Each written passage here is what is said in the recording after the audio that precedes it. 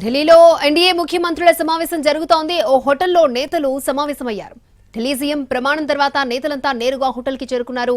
ప్రధాని నరేంద్ర మోడీ, కేంద్ర హోంమంత్రి అమిత్ షా, బీజేపీ జాతీయ అధ్యక్షుడు నడ్డా కూడా ఈ సమావేశానికి హాజరయ్యారు.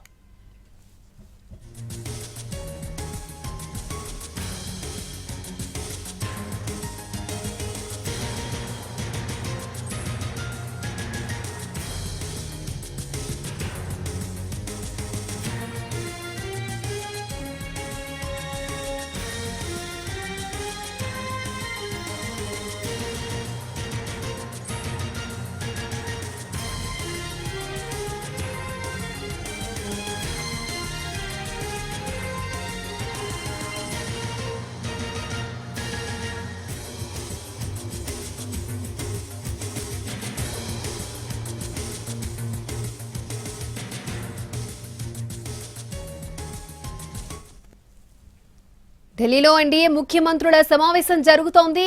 ఓ హోటల్లో నేతలు సమావేశమయ్యారు. ఢిల్లీ సీఎం ప్రమాణ స్వీకారం తర్వాత నేతలంతా నేరుగా హోటల్కి చేరుకున్నారు. ప్రధాని నరేంద్ర మోడీ, కేంద్ర హోంమంత్రి అమిత్ షా, బీజేపీ జాతీయ అధ్యక్షుడు జేపీ నడ్డా కూడా ఈ సమావేశానికి హాజరయ్యారు.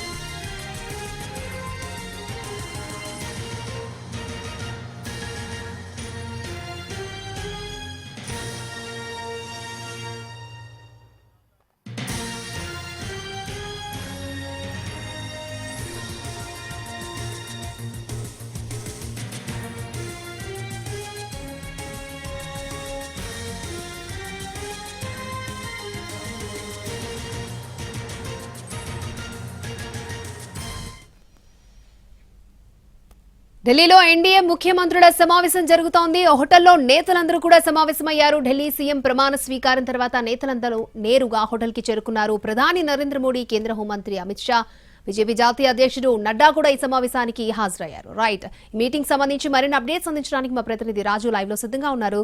రాజు,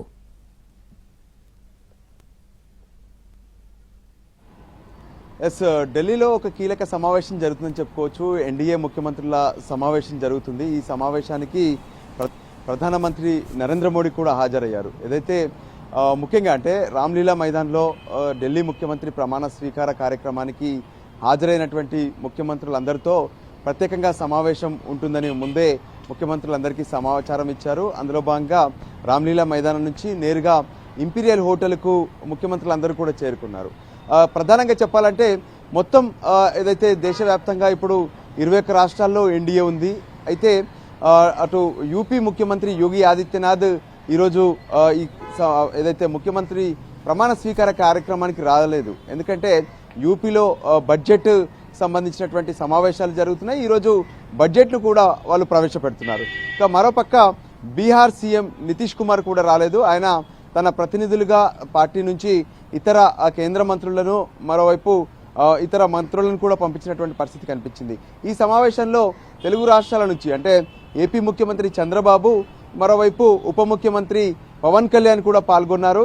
అయితే ఏదైతే ఇప్పటి వరకు అంటే దేశవ్యాప్తంగా ఎన్డీఏ ఏ విధంగా బలోపేతం అవుతుంది, అంతేకాదు కాంగ్రెస్ను కావచ్చు, ఇండియా కూటమిని ఎదుర్కోవడానికి మున్ముందు ఏ విధంగా సమాయత్తం అవ్వాల్సి ఉంటుంది, అంతేకాదు రానున్నటువంటి కాలంలో ఏ విధంగానైతే ఇప్పటి వరకు దేశంలో అభివృద్ధి ఎజెండాగా, వికసిత్ భారత్ ఎజెండాగా ఏ విధంగానైతే ప్రణాళికను సిద్ధం చేసుకుంటున్నారో కేంద్రం రాష్ట్రాలకు ఏ విధంగా సహకరించాలి, రాష్ట్రాల్లో ఉన్నటువంటి అభివృద్ధి పనుల కోసం కేంద్రం ఏ విధంగా ఎన్డీఏ పాలిత రాష్ట్రాలకు నిధుల కేటాయింపులు కావచ్చు, ఇతర మౌలిక వసతుల కల్పన కోసం కేంద్రం అందిస్తున్నటువంటి సహకారం కావచ్చు, వీటిని ఏ విధంగా పెంపొందించాలి, అంతేకాదు అందరూ కూడా ఒకే తాటిపైన ఒక స్ఫూర్తితో ముందుకెళ్లడం, ఖచ్చితంగా రానున్నటువంటి ఎన్నికలను కూడా గెలిచే విధంగా ప్రయత్నం చేయడం చూసాం. ఢిల్లీలో ఒకవైపు బీజేపీ పూర్తి స్థాయిలో పోటీ చేసినప్పటికీ కూడా ఎన్డీఏలో కీలకంగా ఉన్నటువంటి అన్ని పార్టీలు ఢిల్లీలో ప్రచారం చేశాయి,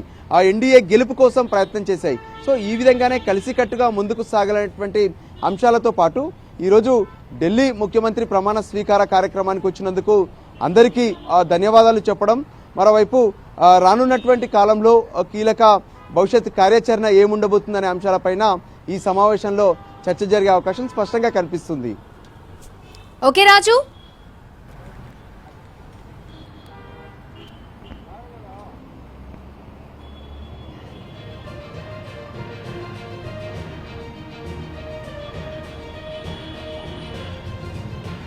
రైట్.